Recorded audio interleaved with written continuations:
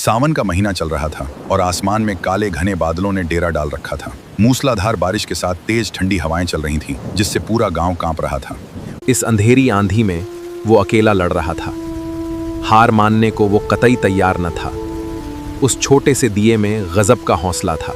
वो कोई साधारण दिया नहीं था, बल्कि एक गरीब और लाचार बुढ़िया का था। उसने अपनी आखिरी बची हुई सूखी लकड़ी बेचकर उस दिए में तेल डलवाया था। उस बुढ़िया का इकलौता बेटा पिछले कई दिनों से अस्पताल में जिंदगी और मौत की जंग लड़ रहा था।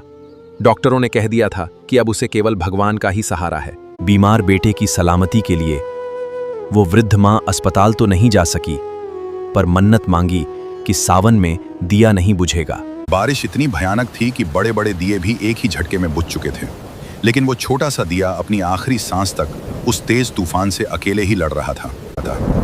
आसपास के लोग हैरान थे कि इतनी भयंकर आंधी में भी वो दिया कैसे जल रहा है।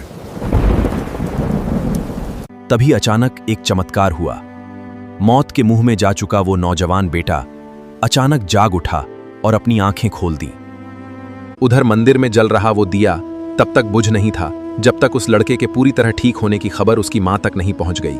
ये साक्षात महादेव का चमत्कार था। सावन की इस पवित्र और चमत्कारी कहानी से यह साबित होता है कि सच्ची श्रद्धा और उम्मीद का छोटा सा दिया बड़े से बड़े तूफानों को भी हरा सकता है। हर हर महादेव।